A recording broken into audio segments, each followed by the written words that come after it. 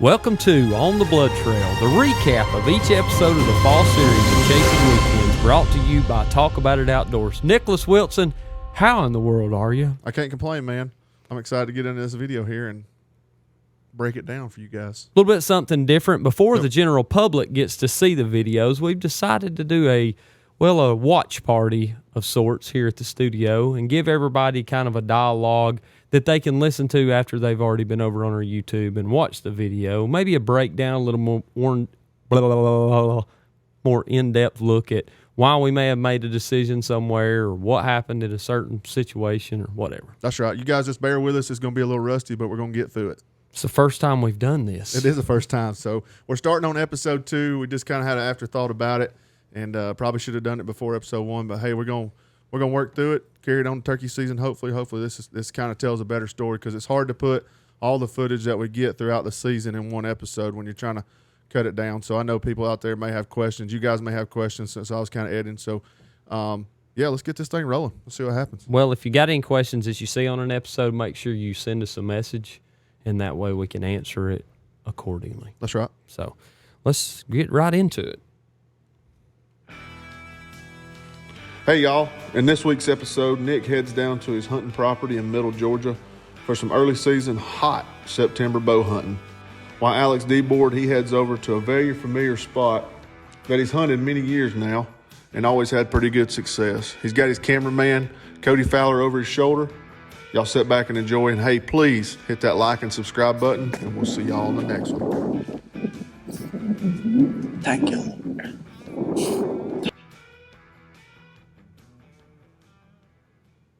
What's up, everybody? It's Friday afternoon in good old downtown Atlanta traffic.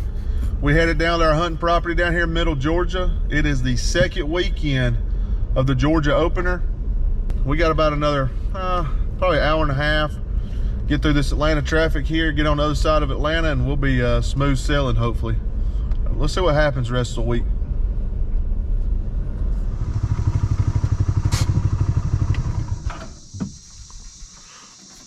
We just got over this hunting spot. We're gonna go down here and try it and see what happens. So Man, late, we're gonna go try to hang this saddle set. Let's go. You don't even look like you're sweating. 30 minutes left of daylight. That camouflage don't match. You're right about that. Platform and stuff later when I get down. Man, I was burning up so bad right there. I got down there. That was my first full time putting my sticks up in my platform. I was dying. Y'all can't even tell. It's hot here in Middle Georgia. You look pretty reserved right there. I didn't even pull my bow up, I don't think. Happy birthday, Alex D-Board. Oh, that's We gotta nice. wrap it up for a morning hunt. We're gonna go run up to town, get a few things, come back. I'm gonna pull my saddle set. You change clothes in the stand? No, this was the next morning. That's why I put September 17th on there. Stand on the edge of that food plot tonight. See if That's why I went for the maybe afternoon Nanny set. knows Y'all something. planted Come back. 4S there, hadn't you? We did. Yeah.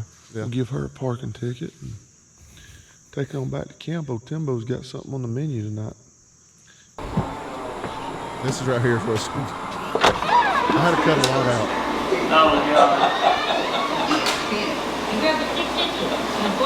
Timbo, what you got going on here? Let's pause it right there for just a minute. All right, let's go. All right, so I want you to tell everybody the gentleman's name that's standing here in the video. The elderly gentleman there is called Timbo Go True. He's from Louisiana. I was fortunate enough to meet him through some friends, Terry West and a couple other guys. But they've been hunting this property down there for about 10 or 12 years. He is Cajun as Cajun comes, and you've hunted with him. And he loves to cook. He loves to feed people. And I just happened to walk in there with a video camera. He was a little uncertain when I first came in. He actually cut up and told me a story that was not allowed to go on this YouTube Most of his series. stories are not Yeah. allowed to go on our YouTube. So he's cooking up some deer meat right there, and I think he always calls it a gravy, no matter what he cooks, and everything Cajun guys do, they got to have a rice, and he's got gravy in there. So, I just brought the video camera in there, and this is our hunting camp. This is our kitchen that we built last year. So, yeah. So I was in the club the first year that they were in the club. It Yeah. was me, Timbo, Terry, Big Tone, and all the other guys that were there then, but that was pretty much our crew. There wasn't anybody else from up here in with it that anybody would know. I'd never met Timbo. Yeah. I went and hung a deer stand for Terry, and Timbo went with us. And I'm in the top of a I don't know, pretty good sized tree. I mean, Terry wanted that stand way up there, and you may have seen those steel deer stands he built that weigh about 45 pounds apiece. Well, he had my skinny tail up there pulling it up. Timbo got to telling a story about a relative. I'll just put it that way. Yeah. And it got very, very vulgar very fast, and I got up there and got tickled. Well, I got so tickled I swallowed my snuff. Oh no! And he was telling this story as I'm up there in the tree gagging. He said, "Dang," what his famous name was for everybody. He said, "I'm trying to tell a story. Keep it down up there." I was like, I never met him before, so a few weeks later, I got to tell this one real quick. Timbo, he's diabetic. Yeah. And he don't really follow diabetic protocol. No. And his eyesight had gotten bad. And he had a little mini truck down there. It was one of these Isuzu or whatever, those little mini trucks. We're driving down this road, and I told him, I said, "Now, Timbo, you better get in the road. You're going to hit one of these." And by the time I said these, he hit a dang pine stump as big as a number 4 wash tub, and it throwed me over in his lap, and we run that Jeep off down through the woods because I was laying in his lap mashing down on the gas pedal, and he gets there and he goes, "Why'd you climb over in my lap? You about killed us." In the Jeep, we knocked the fender off and run it off down in the woods and nearly tore it all to pieces, but I won't ever forget that. He's definitely a character, and if we ever get that Patreon up, maybe we can post some of those other videos I got of him, but I will have the video camera on hand this year, and I'm excited to get with him. I think he's getting a little better in health because he was kind of down with the COVID before, and so I can't wait to get back down there and eat some of his food and get in there and camp with him. Well, I just wanted to throw that out there, absolutely. those couple of stories, so we can continue. And these onions, copious amounts of onion and bell pepper, green onion. Put that on a cracker, dude. Yeah, when it comes to a burl and cooks down, you pour it over here in the crock pot, put the lid on it. That's it. That's money, dude. While we wait, we hydrate. Terry hydrate. He enjoys that, don't he? Yes, he loves it. Oh. Another hot afternoon. I did keep his t-shirt on though. That shirt is a little darker than it should be. Yeah. Hat's gone. It did take me a little while to find it, but I got some good cover behind me. Hopefully this deer work out in front of me right here. I got plenty of shot that was a good opportunity. set. I got a question real quick right All here. right. So that was really your first year using the BK strap that you could see in the video right there, Yeah, right? yeah. What did you think about it? Oh, I loved it. Once I figured out, and the further in season I got with it, the better I enjoyed it because I started kind of making it my own where I wanted certain things and figured out that jawbone. It took me a little while to figure out the jawbone, how I wanted to hang my bow because I kept looking at my bow and my bow would be tilted down kind of hard, and now I got a good system with it, and I absolutely love it. That's from BK Outdoors. We had Brian on very early on in our podcast. Mm-hmm. We're still the video on his webpage that Cody and I had made about hanging deer stands. So Yeah, and he also makes some great stuff for the saddles too. So I use some of his J hooks for the saddle for hauling my sticks up. RP ordered some stuff from him, said he sent him all kinds of stuff when he told him he was on there. So shout out to Brian. If you need a good saddle harness for the tree, check out BK Outdoors. Yep, absolutely.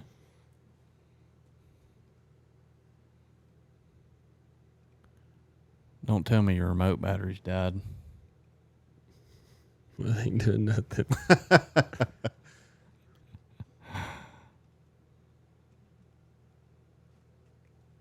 Hand it here. Maybe roll them batteries around like old school. That's what I do. Roll them things.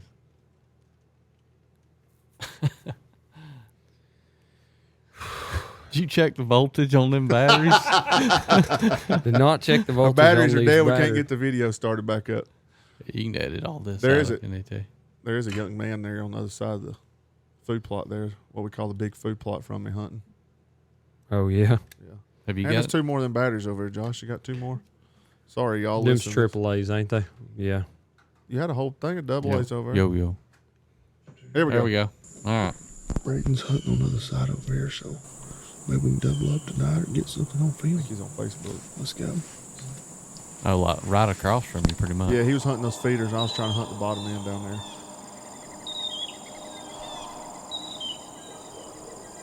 He's talking about a pretty spot though, right there. Mm-hmm. It's pretty when I was mowing it 15 years ago. I bet. A lot of good deer get taken out of there.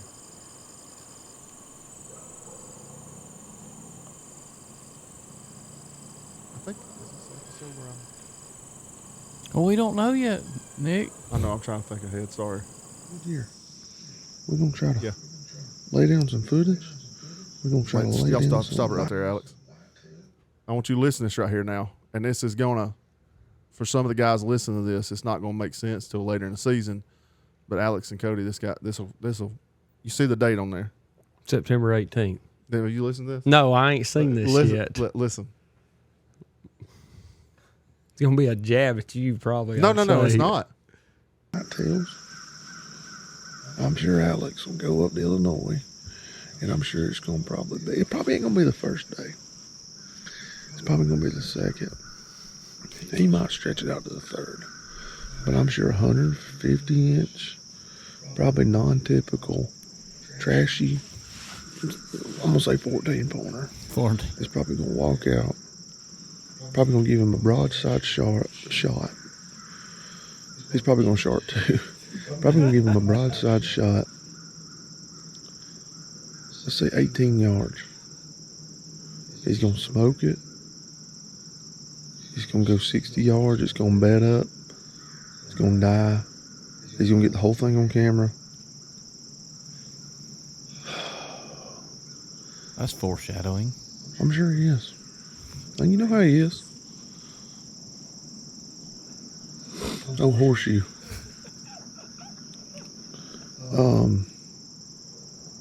Well, I hope Cody kills that big one. Cody's got a big old deer. If you ain't seen it on YouTube, go back to our YouTube channel and watch that deer that he shot underneath. That made me sick. Stop. I called the future on this. If everybody's So listening. I'm going to need you to go back to South Jordan, that same tree on September the 18th this year. And if you don't mind, do another little video like that. Yeah. I dang near had it spot on, didn't I? You did. That's the only Yeah. reason I added that clip in there. I thought you guys would get a kick out of that. That was Yeah, good. that's I haven't watched that yet, so that was good. That was good. I pulled the clip for the episode drop from that right there you sitting in the tree, but I was just pulling little clips because I had the whole thing in the timeline. I was like, I'm gonna go ahead and watch this. No, I ain't gonna watch it. I said, I know he's saying something right here, but that's pretty good. That is funny. Oh goodness. Heartburn. But yeah. Now we're on to Mr. Alex D. Board. Me no Fowler's in here, no killing spot. We've stacked a lot of wood in here before. We got to put product. Got the leader set up, got deer coming in. When old Danny walks in, y'all stay tuned. Was that a morning? I can't remember. It was early morning here. I had a lightning footage up for everybody listening to this. I had a lightning footage up. It was a little early. I know it looks light, but it was tough there in the woods. Fowler's going, shoot it, shoot it, shoot it, shoot it. I'm not shooting that. Bambino.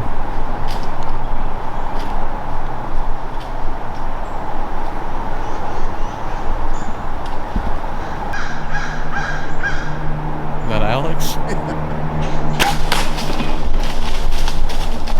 That looked a little back, was it, buddy?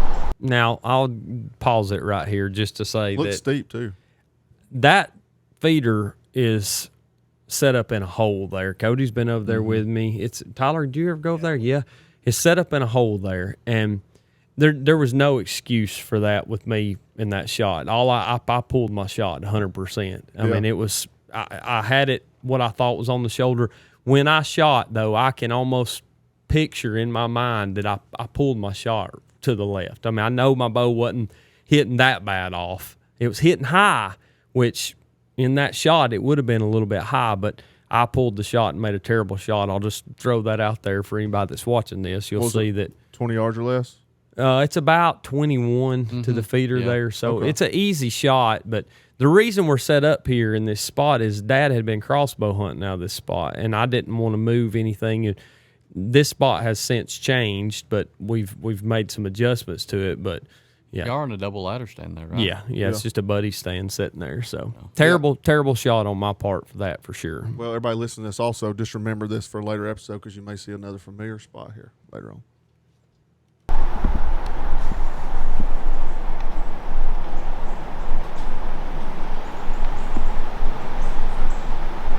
Oh, cameraman was on it, wasn't he? And those get you shook up, don't they? I hit her back. She's dead.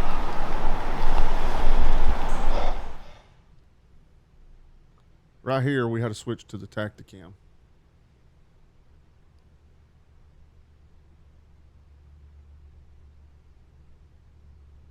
You can see the shot way back. Stop it right there a So second. so take us through. So apparently you All right, so I watched this deer walk down the edge of the field and go in the woods, and we waited about an hour before we ever even got down. And I told Cody, I said, let's just get down and walk out of here and go get some breakfast. We'll come back. So we actually go down the hill, and we're tracking blood, of course. I mean, she was bleeding good, but we go down the hill, and the only thing that I thought, well, maybe I got, a good, she was more broad than I thought, and I thought it may have exited out closer to her front shoulder. We went down through there, and we were finding really good blood. I mean, it was solid. The arrow was actually decent when we found it. So we go down the hill, and we actually get to where it went in the woods at, and I just happened to look in the woods, and I saw the deer bedded about maybe 40 yards inside the woods. And when I just took a step back, the deer got up and walked off. It didn't run, but she walked off. And so we immediately backed out, went and got breakfast, came back, and Fowler had to leave. So I actually took him back to his car at the house. Mm-hmm.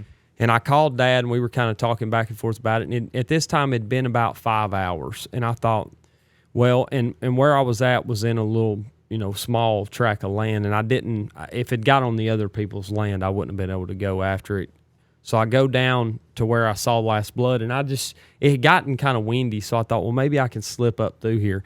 And sure enough, I was easing up a creek ditch, and I saw the deer about 60 yards bedded down looking the other way. So I turned my Tacticam on and just started putting air on, and I crawled up through there, and I actually got to where there was a little rise, and the deer was still looking the other way, and I was watching it the whole time.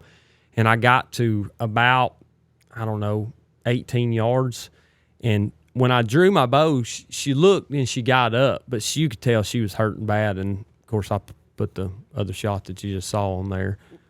Let me ask a question real quick, and I don't know this. This is being a regulations thing. I should know this, I guess. But let's say you do shoot a deer like that. Can you take a firearm in there and expire a deer? Nope. After No. Nope, not legally. Pistol or nothing? Nope. Okay.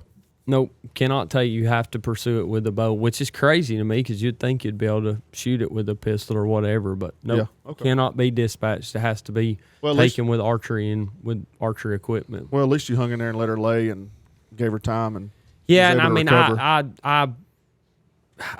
felt terrible about it, the situation. But I was glad that because she literally it was a punch on that second shot, and she runs maybe 10 yards and falls over and expired. But which it didn't go to waste. I felt bad about it, but I got the deer. That's right. I'm human. I make bad shots every once in a while. Make several in this series. So, well, that ain't the way I like for things to go down. But as y'all could see from the shot, it was back. But gave it some time and had to sneak up here, get another shot on her, but she's gone. Number 1, October 1st, baby.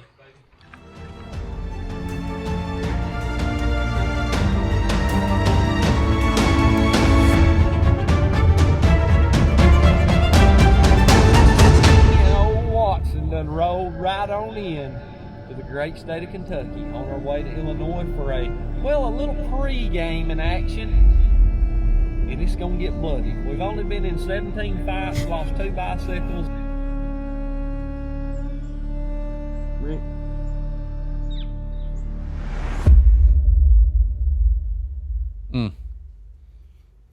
Nick, what a great job. Thanks, editing. buddy. Thanks, buddy. We're trying to get there, so I guess that pretty much wraps up. In this week's episode. Oh, I guess that pretty much wraps up that episode 2. Any takeaways, you guys?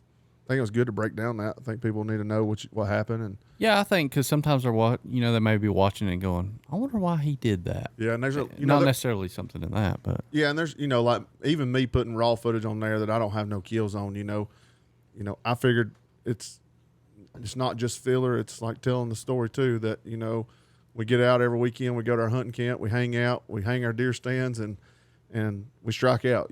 We have a lot more fails than we have success. So absolutely. So I think people can relate to that too. Mm-hmm.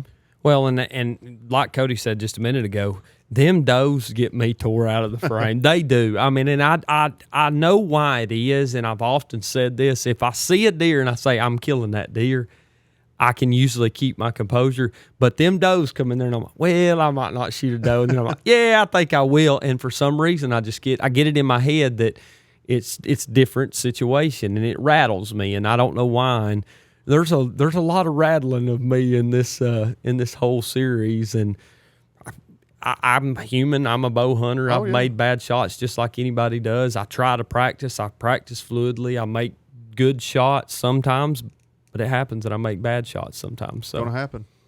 Now we just got documentation of it. well, Of I've everybody. never said I've never and I think the videoing has made me more sound in my shooting only because it's made me realize that I do certain things differently in certain situations. Mm-hmm. And although I don't always correct them the way that I should, I do try to make less of the mistakes on the next one. Oh yeah. You got to, just like we said in a couple episodes ago. You gotta. I mean, really, the best way to practice shooting deer is to shoot deer. Yep, that's it. So, I think this is a good first episode. I like it. Yeah. I think it'll do good. And anybody, again, if you got any questions, just leave us some comments on the YouTube or on iHeart or something like that, wherever you listen to it, Apple. So, I like it. yes, sir. Well, good job. See y'all next episode. Yeah, see you on the next episode of the good old Bloodtrails, brought to you by Chasing Weekends and Talk About It Outdoors. We'll see you on the next one.